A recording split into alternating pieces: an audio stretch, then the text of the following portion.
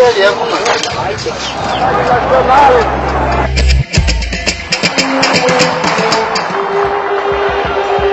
trabalhador brasileiro possui hoje seu código.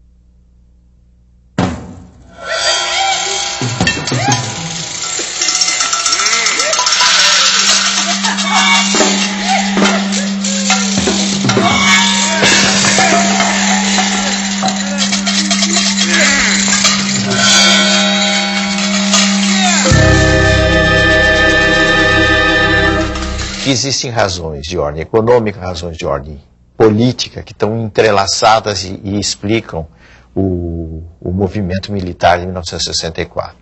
As razões econômicas resultam da deterioração de um quadro que se revela numa inflação que quase chegou a 100% anuais, o descontrole das contas do governo, do setor externo da economia, enfim, uma situação para a qual se tentou encontrar saídas no fim do período democrático, mas que infelizmente essas saídas fracassaram.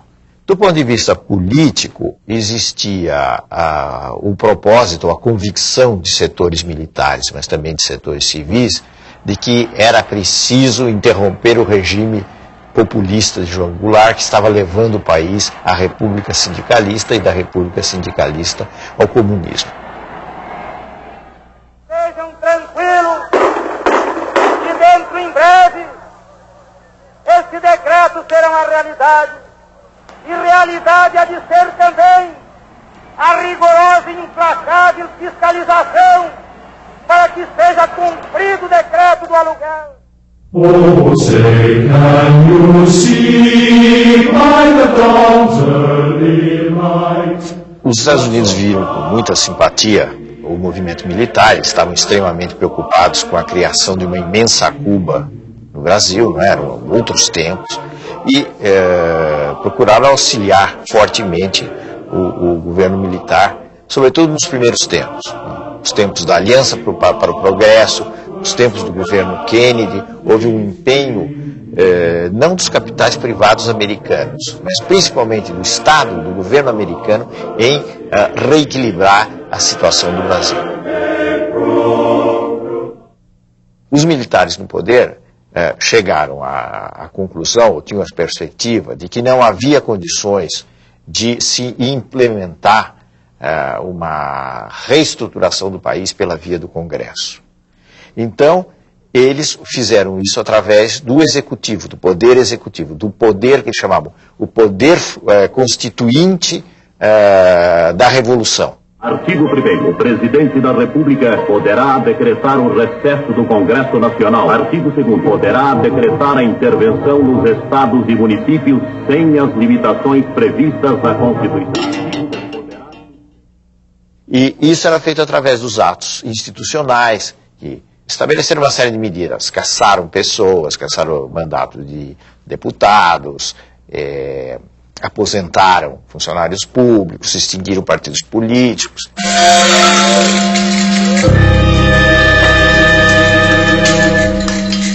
Esses atos nasciam da autoridade do general-presidente Castelo Branco. Uma tradição e princípios morais e políticos que refletem a alma brasileira.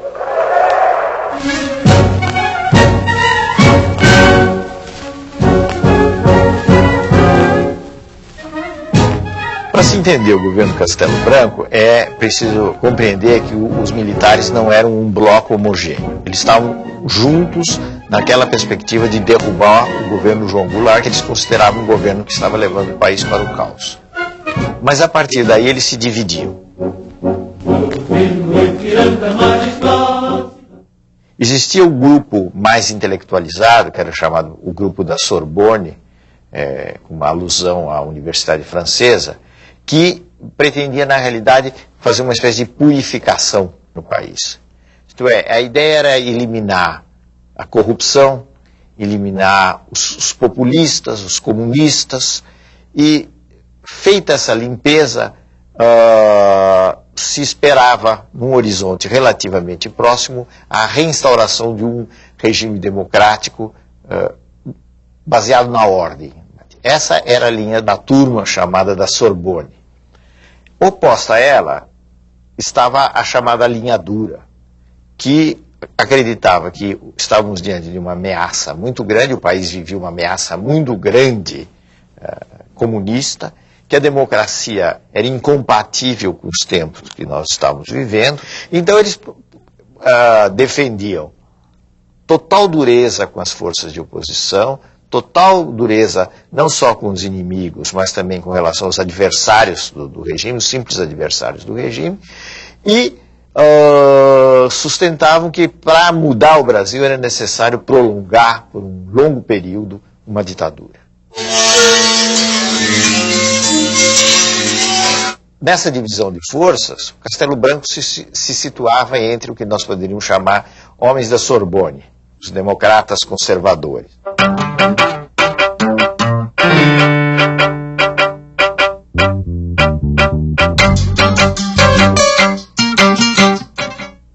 Houve uma pressão muito grande da linha dura sobre o Castelo Branco, no sentido de que era preciso reformular esse sistema partidário, que não era possível manter aqueles partidos existentes, porque senão a revolução, apesar dos atos institucionais, etc., começaria a perder força,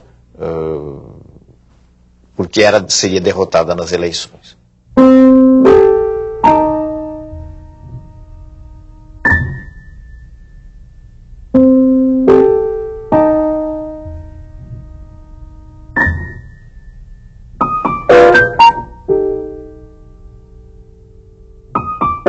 E daí surgiu o AI-2, o ato institucional número 2, que extinguiu os partidos políticos, e uma legislação a partir do AI-2 que limitou, dificultou, melhor dizendo, as possibilidades de formação dos partidos políticos. Isso resultou no chamado bipartidarismo, quer dizer, a existência de dois partidos, a Arena de um lado, que era o partido do governo, e o MDB, que era o partido da oposição consentida.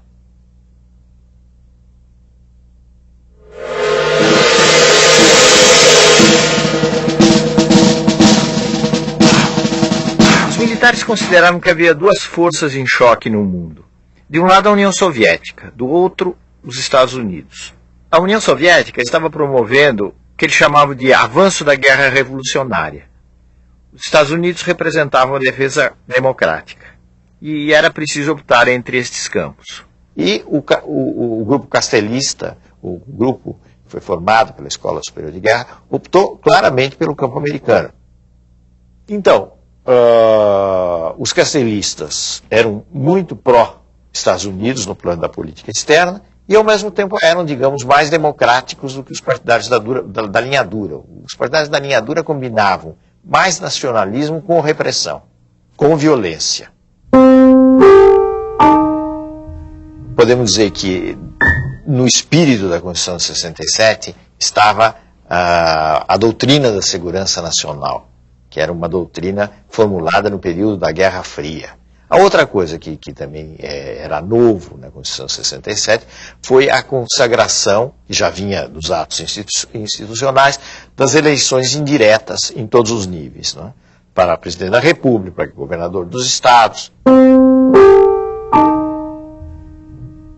O general Castelo Branco, cujo mandato foi até prorrogado contra a vontade dele, ele não queria que houvesse essa prorrogação, não conseguiu fazer um sucessor. o que significa que o grupo castelista não conseguiu fazer o sucessor. Tanto assim que a linha dura conseguiu impor o general Arthur da Costa e Silva. Prometo manter, defender e cumprir a Constituição, observar as leis, promover o bem geral e sustentar a união, a integridade e a independência do Brasil.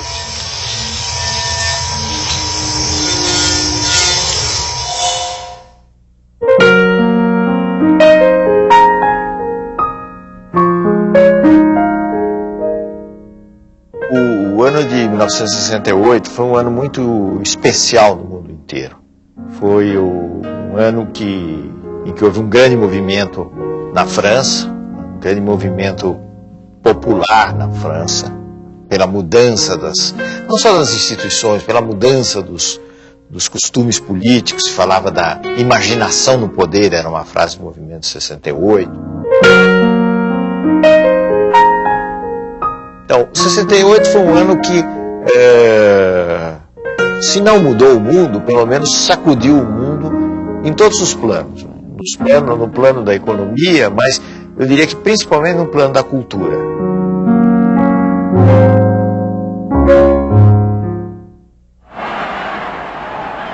Isso se refletiu no Brasil, né?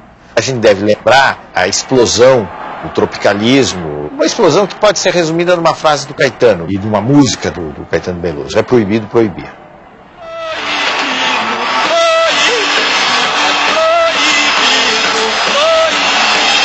Mas é isso que é a juventude que diz que quer tomar o poder.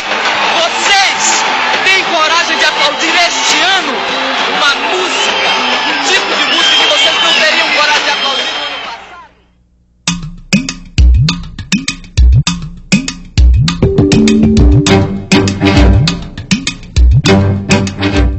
Aquele clima de 68 redundou numa série de movimentos de classe média, a famosa passeata dos 100 mil no Rio de Janeiro, passeata pela democratização, após a morte de um estudante, o Edson Luiz. Esta mobilização que caracterizou o ano de 1968 e a convicção ideológica de que qualquer abertura redundava em desordem, entre aspas. Então era preciso endurecer, era preciso fechar, era preciso usar de poderes excepcionais, né, no combate à subversão. Isso é que explica em grande medida esse ato, o AI-5, que foi baixado, digamos assim, lá de cima para o comum dos mortais. O AI-5 estabeleceu de novo uma série de medidas excepcionais que a Constituição de 67 havia suspenso. Então voltaram as cassações, voltou um fechamento político em geral. E o que é importante no AI-5 também é o fato de que todo esse fechamento foi feito sem prazo. Quer dizer, o AI-5 veio para ficar. É como se dissesse, o AI-5 dura, o AI-5 era um produto da linha dura, o AI-5 dura enquanto for necessário.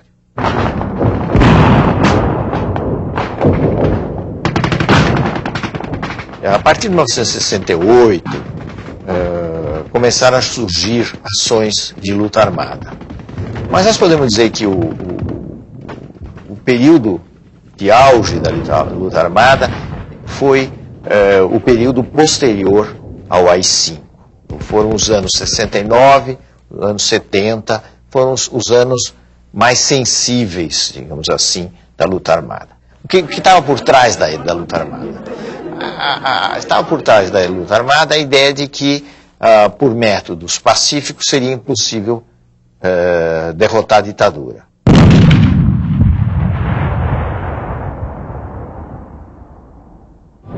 As organizações de luta armada foram várias.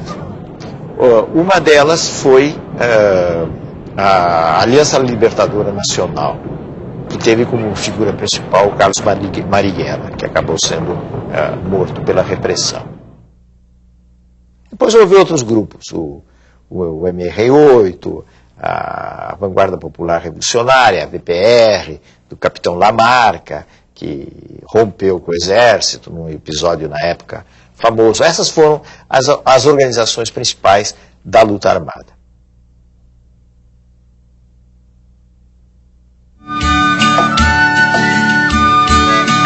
Essa ideia da luta armada foi muito influenciada pelo clima existente na época, né, e pelo êxito da Revolução Cubana. Porque a Revolução Cubana realmente representou alguma coisa de espantosa. O regime militar desencadeou uma repressão muito violenta, feroz sobre esses grupos e que atingiu, inclusive, setores da sociedade que não estavam integrados nesse grupo. Quer dizer, quando se fala em tortura no regime militar, a gente deve lembrar que só em 68 a tortura se tornou sistemática em todo o país, como um instrumento político.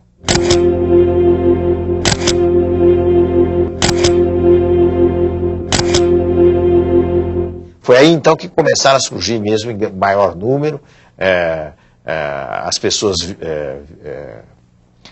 violentadas, sacrificadas, mortas na tortura, e foi aí que o regime militar apresentou a sua face mais obscura.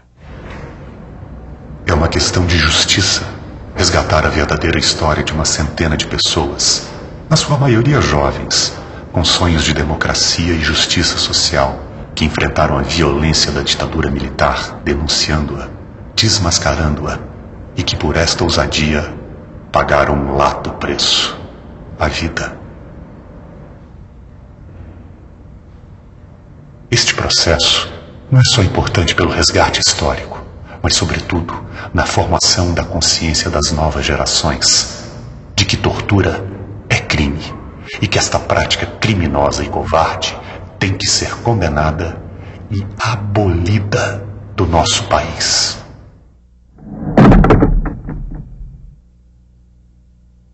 Costa Silva ficou doente, foi afastado do poder, houve o comando do país passou para os comandantes das três armas, e daí se fez uma eleição, que era sempre uma eleição a portas fechadas, se fez a eleição, aí sim, de um típico representante da linha dura, que foi o general Emílio Garrastazu Médici. O nome do Médici está associado a um período mais negro de repressão, podemos dizer que na história brasileira.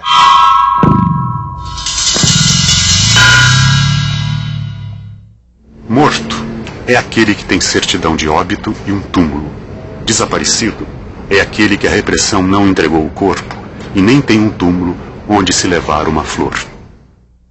Eduardo Collier Filho, pernambucano, estudante de Direito, desaparecido. Gildo Macedo Lacerda, mineiro, estudante de Economia, desaparecido. Helenira Rezende de Souza Nazaré, paulista, estudante de Filosofia, desaparecida. Honestino Monteiro Guimarães, goiano, estudante de Geologia, desaparecido. Jorge Leal Gonçalves Pereira, baiano, engenheiro eletrônico da Petrobras, desaparecido.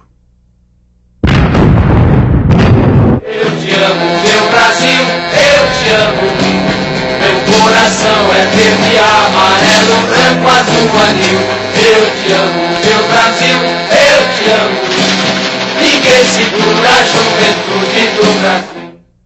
Ao mesmo tempo, o governo Médici foi contraditório.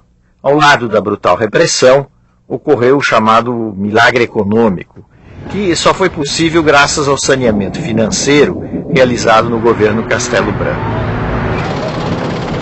A economia brasileira cresceu a taxas extraordinárias, mas, ao mesmo tempo, começou a acentuar-se o processo de dependência do financiamento externo. Atenção, desceu Jair, bateu a Paquete, rolou para Pelé, atenção, Pelé para Carlos Alberto, livre a bomba para o goleiro! Pra frente, Brasil, no meu coração. Todos juntos vamos pra frente, Brasil, salve a seleção. Médici, como representante da linha dura, não conseguiu fazer seu sucessor. Por quê? o general Geisel era ligado ao grupo da Sorbonne, ao grupo do pessoal da Escola Superior de Guerra, ao velho grupo castelista. Presidente Emílio Garrastazu Médici, ao receber das mãos dignas de Vossa Excelência esta simbólica faixa presidencial, sinto-me duplamente honrado.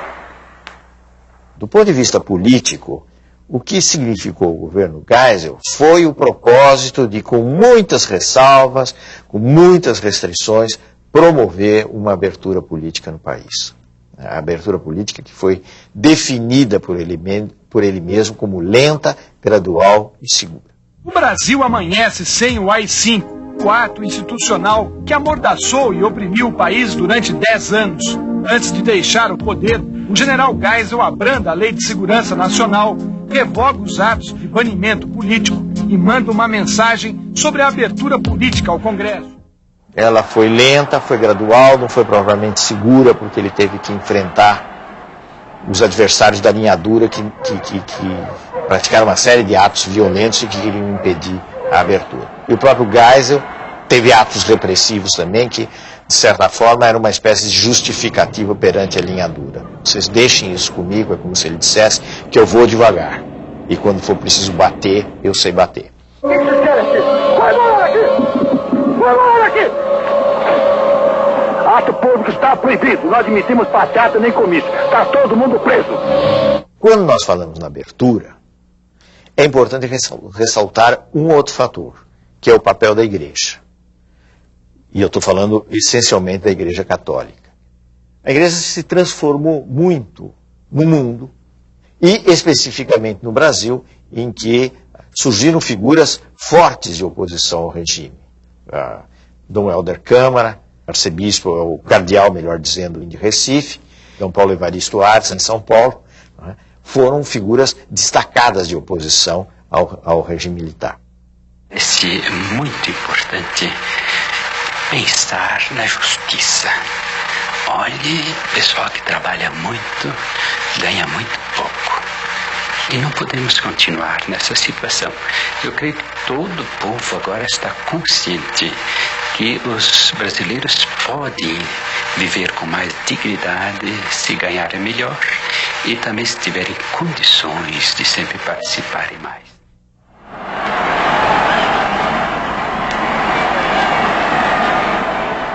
A grande novidade, vamos dizer assim, social dos anos 70 foi a explosão dos movimentos grevistas por reivindicações, várias reivindicações, mas sobretudo reivindicações salariais, que caracterizaram os anos 78, 79, especialmente nessa região do ABC, em que se destacaram alguns dirigentes, mas o principal foi o Lula. Os grandes centros urbanos sentem o mesmo problema que os trabalhadores dos países mais desenvolvidos sentem, eles terão que brigar e será irreversível essa briga, e os patrões terão que entender. O último presidente militar foi o general Figueiredo, João Batista Figueiredo. Essa sucessão do Geisel para o Figueiredo representou uma exceção, praticamente, na mudança, na substituição de nomes, porque o Geisel conseguiu fazer o seu sucessor.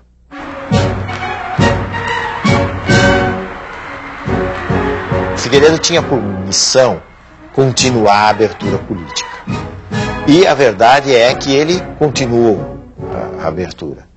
Mas ele, ao mesmo tempo, era um homem que vinha do SNI, do Serviço Nacional de Informações, que era um dos órgãos mais importantes de repressão dos tempos ditatoriais.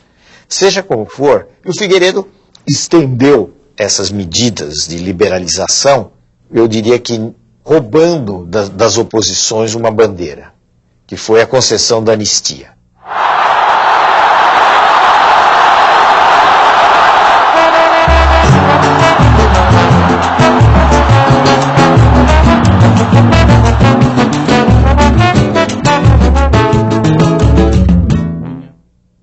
Um dos aspectos importantes do governo Figueiredo foi o fim do bipartidarismo. Então aí, nesse momento, surgem os partidos que, em linhas gerais, são os partidos que nós conhecemos até hoje.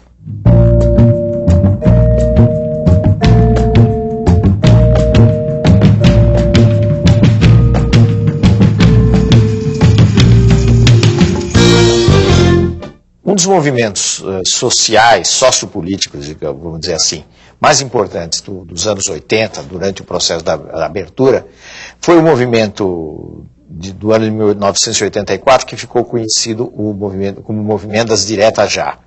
Ou seja, era um movimento por eleições diretas para a presidência da República. Que as eleições não fossem feitas através do Congresso Nacional, mas sim através de o voto direto, como nós temos hoje. O movimento foi um movimento extremamente interessante, extremamente importante como mobilização, e que resultou numa grande decepção, porque no Congresso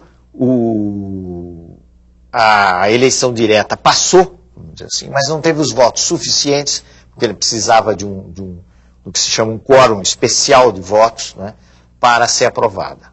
Então, a derrota das diretas representou, para muita gente, uma frustração muito grande. As manifestações pelas diretas começam a se confundir com comícios de apoio à eleição indireta de Tancredo Neves pelo Colégio Eleitoral. A eleição de Tancredo Neves pelo Colégio Eleitoral simboliza o fim do regime autoritário e desperta grandes esperanças no povo brasileiro. Sua doença, seguida de uma morte inesperada, comoveu todo o país. Tancredo não chegou a tomar posse e, dessa forma, o vice-presidente José Sarney assumiu o poder. Era o início dos tempos democráticos.